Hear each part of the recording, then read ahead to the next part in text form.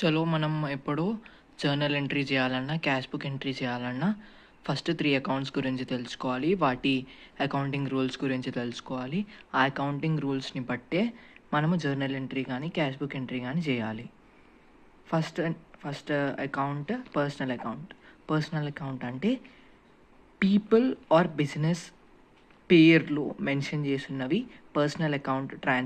ఏదైనా ట్రాన్సాక్షన్లో పీపుల్ పేరు కానీ, బిజినెస్ పేరు కానీ, ఇన్స్టిట్యూషన్ పేరు కానీ మెన్షన్ చేసి ఉంది అని అంటే దాన్ని పర్సనల్ అకౌంట్ లాగా కన్సిడర్ చేసుకోవాలి. ప్లస్ ఆ అకౌంటింగ్ రూల్ వాడి ట్రాన్సాక్షన్ని మనం ఎంట్రీ చేసుకోవాలి. అకౌంటింగ్ రూల్ ఏంటిది? Debit the receiver, credit the giver. ఎవరైతే అక్కడున్న ఆబ్జెక్ట్, గూడ్, క్యాష్ ఏదైనా రిసీవ్ చేసుకుంటున్నారో వాళ్ళని డెబిట్ సైడ్ రిప్రజెంట్ చేయాలి, క్రెడిట్ సైడ్ గివర్ని రిప్రజెంట్ చేయాలి. ఇచ్చేవాళ్ళు క్రెడిట్ సైడ్, తీసుకునే వాళ్ళు డెబిట్ సైడ్ రిప్రజెంట్ చేయాలి. Next real account. Real account గురించి ఎట్లా అంటే ఏవైనా అసెట్స్ కానీ, లయబిలిటీస్ కానీ, ప్రాపర్టీస్ కానీ ఏవైనా ట్రాన్సాక్షన్లో మెన్షన్ చేసి ఉన్నాయి అని అంటే దాన్ని రియల్ అకౌంట్ కిందకి కన్సిడర్ చేస్తాం. రియల్ అకౌంట్ అకౌంటింగ్ రూల్ ఏంటిది? Debit what comes in, credit what goes out. అంటే మనకి వచ్చేదాన్ని డెబిట్ సైడ్ లాగా డెబిట్ సైడ్ ఆఫ్ ట్రాన్సాక్షన్లో రిప్రజెంట్ చేయాలి.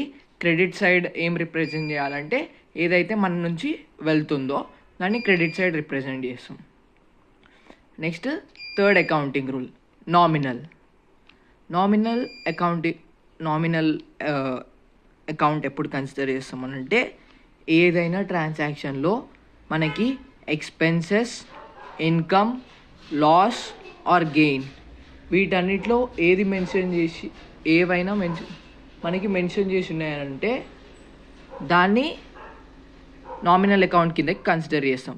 నామినల్ అకౌంటింగ్ రూల్ ఏంటిదంటే debit all losses and expenses.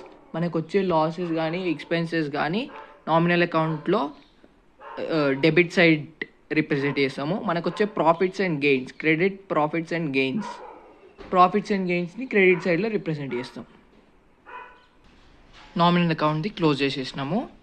Next మనకి 3 అకౌంటింగ్ రూల్స్, 3 అకౌంట్స్ని ట్రాన్సాక్షన్స్లో ఎట్లా వాడతామో తెలిస్తే జర్నల్ ఎంట్రీ కానీ, క్యాష్ బుక్ ఎంట్రీ కానీ ఈజీ అయిపోతుంది.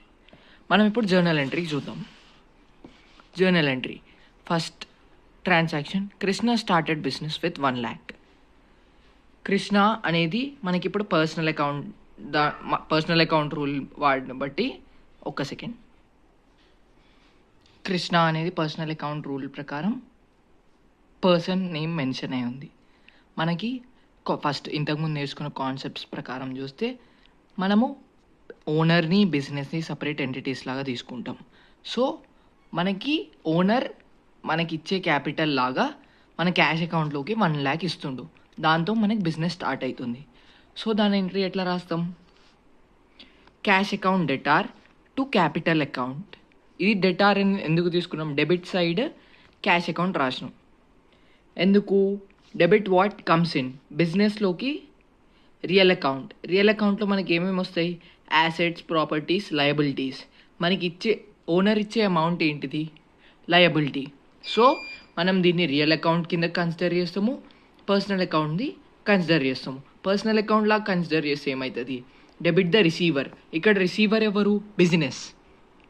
బిజినెస్ రిసీవ్ చేసుకుంటుంది ఆ అమౌంట్ని. సో దాని ప్రకారంగా కూడా debit side cash account, business యొక్క క్యాష్ అకౌంట్లోకి 1 lakh వస్తుంది. టు క్యాపిటల్ అకౌంట్ 1 lakh వెళ్తుంది. డన్. ఫస్ట్ ట్రాన్సాక్షన్ అయిపోయింది. Next second transaction furniture purchases. Furniture అనేది ఏదైనా బిజినెస్కి అసెట్ అంటే మనకి మళ్ళీ ఏ అకౌంట్ కిందకు వస్తుంది? రియల్ అకౌంట్ రూల్ ఏంటిది? Debit what comes in, credit what goes out. మనకి ఏమొచ్చింది? ఫర్నిచర్ వచ్చింది ఫర్నిచర్ పర్చేజెస్ చేసినప్పుడు. అందుకని furniture account debtor 7,000 to cash account. మన దగ్గర నుంచి క్యాష్ వెళ్ళిపోయింది. సో టు క్యాష్ అకౌంట్ 7,000 అని రాసిస్తాం. సెకండ్ ట్రాన్సాక్షన్ అయిపోయింది. మనకి ట్రాన్సాక్షన్స్ ఎప్పుడైనా ఫర్నిచర్ పర్చేజెస్ అని ఇచ్చేసి అక్కడ ఎవరి దగ్గర నుంచి కొన్నామో అనేది మెన్షన్ చేయాలి. ప్లస్ అది క్రెడిట్ బేస్డ్ అని కూడా మెన్షన్ చేయాలి. ఇట్లా క్రెడిట్ బేస్డ్ అని మెన్షన్ చేయకపోయినా మనం ఎవరి దగ్గర ఎవరి దగ్గర కొన్నామో మెన్షన్ చేయకపోయినా అది డిఫాల్ట్గా క్యాష్ పర్చేస్ లాగానే తీసుకోవాలి. అందుకని మనం ఇక్కడ 2 క్యాష్ అకౌంట్ అని రాసినాం. Next third entry, goods purchases 2000, discount received 200, credit purchases 1000. ఇక్కడ చూడండి మనకి గూడ్స్ పర్చేసెస్ అని మెన్షన్ చేసిండు, అంటే ఇది క్యాష్ లాగానే మనం తీసుకోవాలి. దాని మీద మనకి 200 డిస్కౌంట్ వచ్చింది. దాని తర్వాత మళ్ళీ మనకి రామ్ రీటైల్ స్టోర్ దగ్గర నుంచి మనం 1000 రూపీస్ క్రెడిట్ పర్చేసెస్ చేసినాం. సో మన టోటల్ పర్చేసెస్ ఎంత, 2000 ప్లస్ 3000, మనకి డిస్కౌంట్ 200 వచ్చింది. దాని ట్రాన్సాక్షన్ ఎట్లా రాస్తాము, పర్చేసెస్ అనేది మన ఎక్స్పెన్స్. సో ప్లస్ దాంట్లో మనకి personal account Ram retail store అనేది కూడా మెన్షన్ చేసింది. సో దీంట్లో మనం ఏమేమి రూల్స్ వాడాలి, nominal account rule, personal account rule. మనకు ఫస్ట్ నామినల్ అకౌంట్ రూల్ వాడదాం. Purchases, goods purchases 2000, purchases account debtor రాస్తాం. టోటల్ మనకి ఏమేమి వచ్చింది, 2000 ప్లస్ 1000, 3000 పర్చేసెస్ అకౌంట్ డెటార్ అని రాసినాం. డెబిట్, ఎందుకంటే మన ఎక్స్పెన్స్ని డెబిట్ చేస్తాం నామినల్ రూల్ ప్రకారం. Debit all losses, credit all profits and gains. So purchases account debtor 3000 రాసేసినాం. తర్వాత 2 క్యాష్ అకౌంట్, మనం క్యాష్ పర్చేసెస్ ఎంత చేసినాము, 2000 క్యాష్ పర్చేసెస్ చేసినాము. మనకి అందులో డిస్కౌంట్ ఎంత వచ్చింది, 2000లో నుంచి 200 డిస్కౌంట్ డిడక్ట్ చేసి మనం క్యాష్ పర్చేసెస్ ఎంత చేసినాం, 1800 క్యాష్ పర్చేస్ చేసినాం. మనకి డిస్కౌంట్ అవైల్ అయింది 200. సో ఇది 2000 బ్యాలెన్స్ అయింది. Next Ram retail store account నుంచి మనకి ఇప్పుడు పర్సనల్ అకౌంట్ రూల్ వాడదాం. Debit the receiver, credit the giver. మనకి క్రెడిట్ ఇచ్చింది ఎవరు, రామ్ రీటైల్ స్టోర్ వాళ్ళు.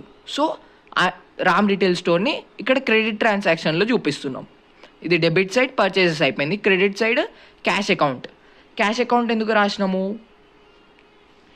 మనకి రియల్ అకౌంట్ రూల్ ప్రకారం debit what comes in, credit what goes out. మనకు పర్చేసెస్ చేసినప్పుడు మనకి ఇవి లోపలికి వచ్చినాయి, మన క్యాష్ వెళ్ళిపోతుంది. సో ఇది డెటార్ రాస్తాము. Debit what comes in, purchases మనకు లోపలికి వచ్చినాయి, క్యాష్ మన దగ్గర నుంచి వెళ్ళిపోయింది రియల్ అకౌంట్ ప్రకారం. నెక్స్ట్ అదే పర్చేసెస్ పర్సనల్ రూల్ ప్రకారం debit the receiver, credit the giver. Debit మనకి పర్చేసెస్ వచ్చినాయి, తర్వాత గివర్ ఎవరు, మన క్రెడిట్ ఇచ్చింది రామ్ రీటైల్ స్టోర్